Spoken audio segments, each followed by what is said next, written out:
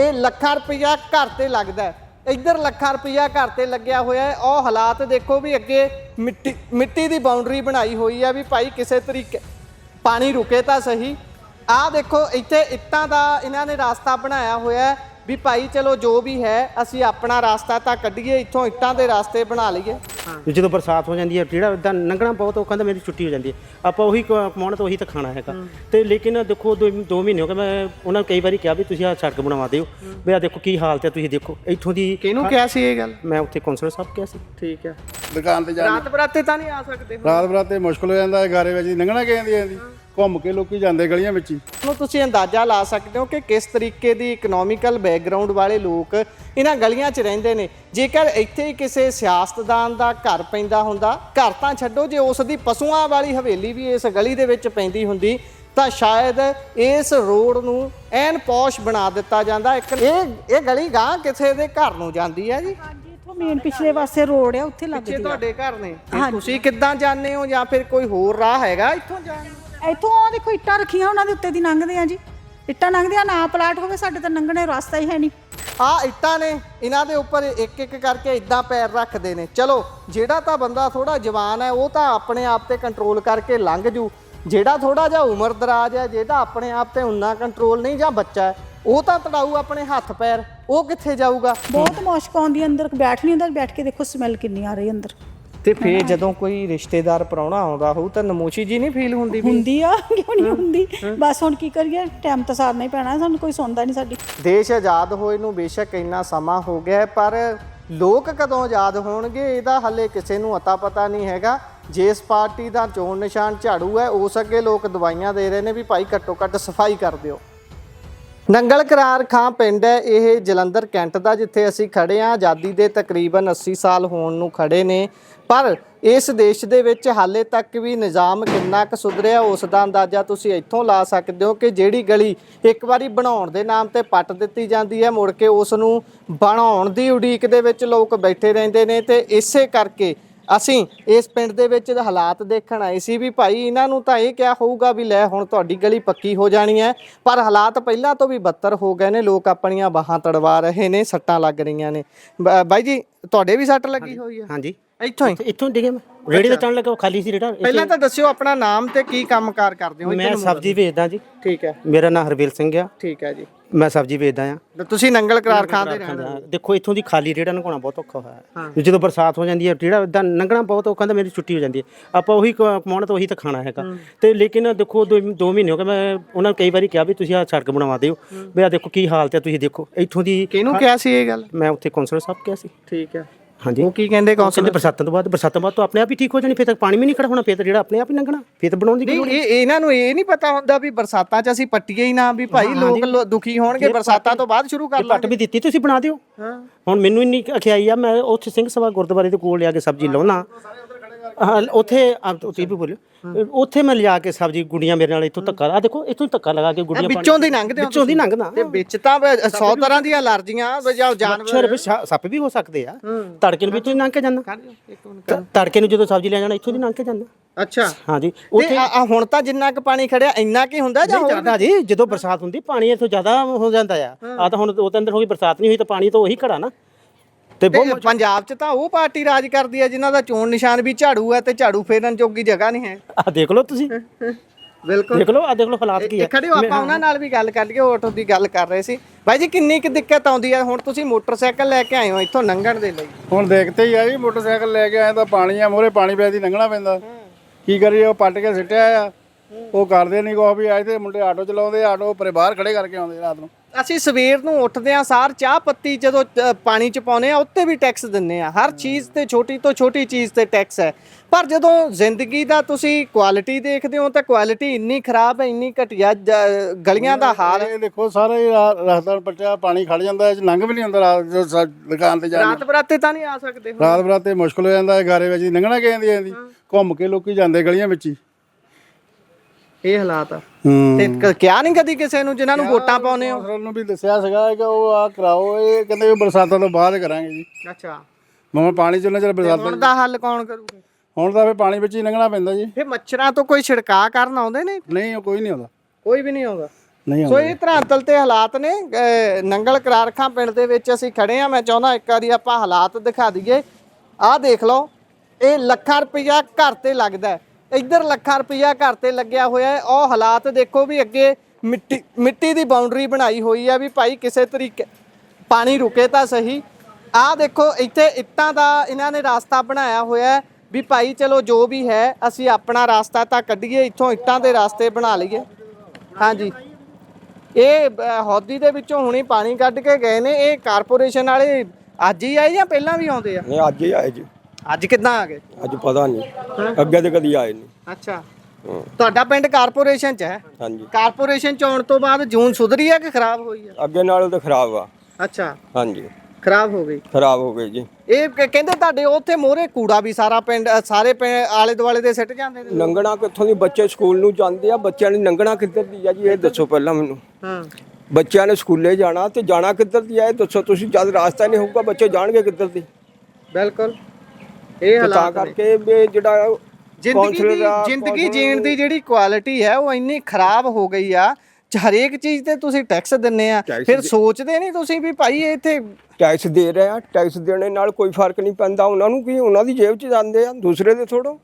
ਦੂਸਰੇ ਦੇ ਤੇ ਗੰਦ ਪੈਣਾ, ਉਹ ਪਈ ਜਾਣਾ ਆ। ਬਿਲਕੁਲ, ਉਹ ਤਾਂ ਸਰਕਾਰ ਕੁਛ ਕਰ ਹੀ ਨਹੀਂ ਸਕਦੀ ਉਹ 'ਚ, ਕਿਉਂਕਿ ਉਹਨਾਂ ਨੇ ਉੱਥੇ ਬੈਠਿਆਂ ਨੂੰ ਮੂੰਹ ਲਾਉਣਾ ਆ, ਹੋਰ ਕੁਛ ਨਹੀਂ। ਪਰ ਤੁਸੀਂ ਜਵਾਬ ਦੇ ਬਣਾਉਣਾ। ਜਦੋਂ ਵੋਟਾਂ ਲੈਣ ਆਉਂਦੇ ਨੇ ਉਸਲੇ ਕਿਉਂ ਨਹੀਂ ਸਵਾਲ ਕਰਦੇ ਤੁਸੀਂ? ਅਸੀਂ ਤੇ ਉਦੋਂ ਕਰੀਦਾ ਜਦੋਂ ਇੱਥੇ ਹੋਵਾਂਗੇ ਤੇ ਕਰਾਂਗੇ। ਜਦੋਂ ਇੱਥੇ ਹੋਊਗਾ ਨਹੀਂ, ਮੇਰਾ ਆਟੋ ਆ ਪਰੇ ਖੜਾ ਆ ਤੇ ਮੈਂ ਤੇ ਆਟੋ ਚਲਾਉਣਾ। ਮੈਂ ਕਿੱਥੇ ਖੜਾ ਕਰਦੇ ਸੀ? ਅੱਗੇ ਮੈਂ ਆਪਣੇ ਅੰਦਰ।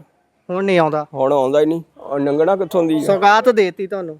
ਬਸ ਇਹ ਹਾਲਾਤ ਨੇ। ਹਾਂਜੀ, ਉਹ ਬਾਈ ਹੁਣੀ ਸਬਜ਼ੀ ਵੇਚਦੇ ਨੇ ਇੱਧਰ ਤੋਂ, ਜਿਨ੍ਹਾਂ ਨਾਲ ਪਹਿਲਾਂ ਗੱਲ ਕੀਤੀ ਸੀ ਆਪਾਂ, ਉਹਨਾਂ ਦਾ ਰੇੜਾ ਨਹੀਂ ਆਉਂਦਾ ਇੱਧਰ ਨੂੰ। ਬਾਈ ਹੁਣੀ ਆਟੋ ਚਲਾਉਂਦੇ ਨੇ, ਇਹਨਾਂ ਦੀ ਆਟੋ ਨਹੀਂ ਆਉਂਦੀ ਇੱਧਰ ਨੂੰ। ਤੁਸੀਂ ਅੰਦਾਜ਼ਾ ਲਾ ਸਕਦੇ ਹੋ ਕਿ ਕਿਸ ਤਰੀਕੇ ਦੀ ਇਕਨੋਮਿਕਲ ਬੈਕਗ੍ਰਾਉਂਡ ਵਾਲੇ ਲੋਕ ਇਹਨਾਂ ਗਲੀਆਂ 'ਚ ਰਹਿੰਦੇ ਨੇ। ਜੇਕਰ ਇੱਥੇ ਹੀ ਕਿਸੇ ਸਿਆਸਤਦਾਨ ਦਾ ਘਰ ਪੈਂਦਾ ਹੁੰਦਾ, ਘਰ ਤਾਂ ਛੱਡੋ, ਜੇ ਉਸ ਦੀ ਪਸ਼ੂਆਂ ਵਾਲੀ ਹਵੇਲੀ ਵੀ ਇਸ ਗਲੀ ਦੇ ਵਿੱਚ ਪੈਂਦੀ ਹੁੰਦੀ ਤਾਂ ਸ਼ਾਇਦ ਇਸ ਰੋਡ ਨੂੰ ਐਨ ਪੌਸ਼ ਬਣਾ ਦਿੱਤਾ ਜਾਂਦਾ, ਇੱਕ ਨੰਬਰ ਟਿਚਨ ਪਿਚਨ ਕਰ ਦਿੱਤਾ ਜਾਂਦਾ ਵੀ ਭਾਈ ਇੱਥੇ ਫਲਾਣੇ ਸਿਆਸਤਦਾਨ ਦੇ ਪਸ਼ੂ ਹੁੰਦੇ ਨੇ, ਉਹਨੇ ਆਉਣਾ ਹੁੰਦਾ, ਦੁੱਧ ਚੋਣਾ ਹੁੰਦਾ, ਪੱਠੇ ਪਾਉਣੇ ਹੁੰਦੇ ਨੇ। ਆਹ ਤਾਂ ਹਾਲਾਤ ਨੇ।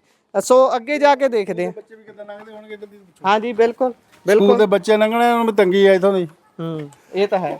ਸਾਰੇ ਸਕੂਲ ਦੇ ਬੱਚਿਆਂ ਨੂੰ ਤੰਗੀ ਆ। ਆਹੀ ਰਾਹ ਵਰਤਦੇ ਸਕੂਲ ਵਾਲੇ ਬੱਚੇ ਜਾਂ ਹੋਰ ਰਾਹ ਤਾਂ ਨਹੀਂ ਜਾਂਦੇ? ਇਹੀ ਰਾਹ ਨਹੀਂ ਜਾਂਦੇ ਜ਼ਿਆਦਾ, ਤੇ ਉਧਰ ਦੀ ਉੱਤੋਂ ਦੀ ਘੁੰਮ ਕੇ ਜਾਂਦੇ ਆ। ਘੁੰਮ ਕੇ ਵੀ ਜਾਣਾ ਜਾਵੇ ਪਿੰਡ ਦੇ ਬਾਹਰ ਦੇ ਜਾਣਗੇ, ਨਵੇਂ ਰਾਹ ਚੁਣਨੇ ਪੈਣ। ਠੀਕ ਹੈ ਜੀ, ਆ ਜਾਓ ਥੋੜਾ ਅੱਗੇ ਤੁਹਾਨੂੰ ਦਿਖਾਉਣ ਦੀ ਕੋਸ਼ਿਸ਼ ਕਰਦੇ ਆ। ਆ ਇਧਰਲੇ ਪਾਸੇ ਵੀ ਦੇਖ ਲਓ ਪਿੰਡ ਦੀਆਂ ਗਲੀਆਂ ਨਾਲੀਆਂ ਦੇ ਹਾਲਾਤ ਆ, ਜ਼ਰੂਰ ਦੇਖ ਲਓ ਇੱਕ ਵਾਰੀ। ਆ ਗਲੀ ਨਾਲੀ, ਆ ਨਾਲੀ ਦੇਖ ਲਓ ਇੱਕ ਵਾਰੀ ਹਾਲਾਤ।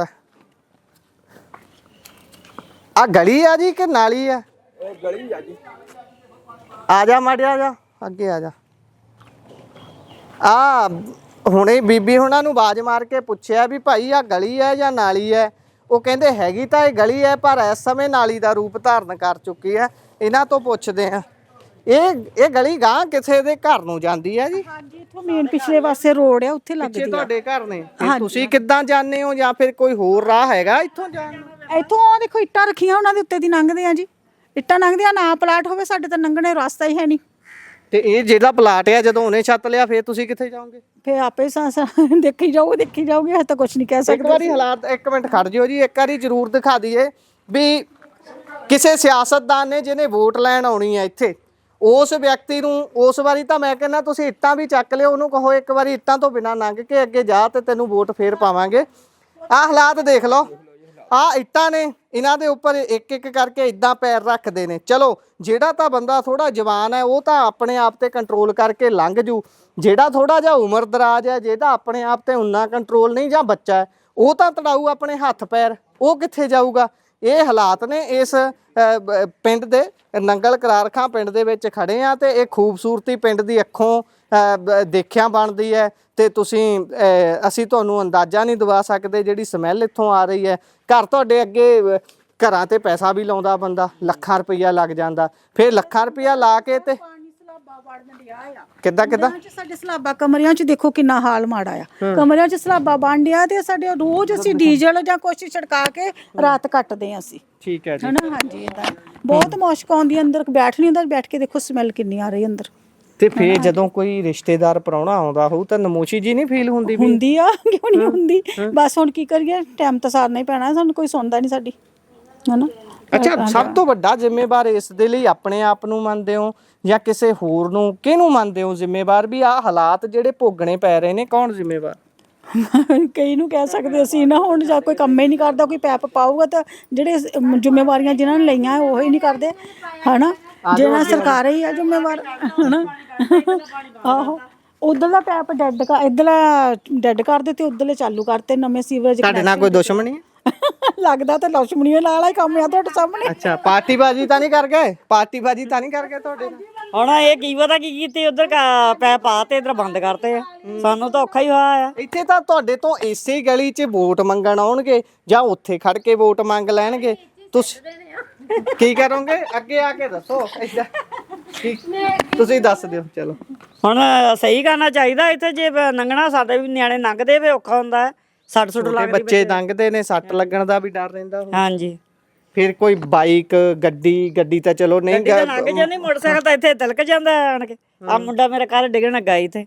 ਅੱਛਾ, ਹੁਣ ਦੇ ਇਹਨਾਂ ਦੇ ਚਾਹੀਦਾ ਹੈ, ਜੇ ਕਾਰਪੋਰੇਸ਼ਨ ਵਾਲੇ ਕਰਦੇ ਤਾਂ ਚੱਜ ਨਾਲ। ਕਿੰਨੇ ਸਮੇਂ ਤੋਂ ਇਹ ਹਾਲਾਤ ਬਣੇ ਹੋਏ ਨੇ? ਇਹ ਹੋ ਗਏ 15 ਕੁ ਦਿਨ, 20 ਦਿਨ ਹੋ ਗਏ। 15 ਮਤਲਬ ਜਦੋਂ ਤੋਂ ਬਰਸਾਤ ਹੋਈ ਆ? ਨਹੀਂ, ਜਦੋਂ ਦੇ ਪੈਪ ਕਾਰਪੋਰੇਸ਼ਨ ਵਾਲੇ ਪਾਏ ਆ ਉਦੋਂ ਦੇ ਬੰਦ ਕਰਤਾ ਪਾਣੀ ਉਹਨਾਂ ਨੇ।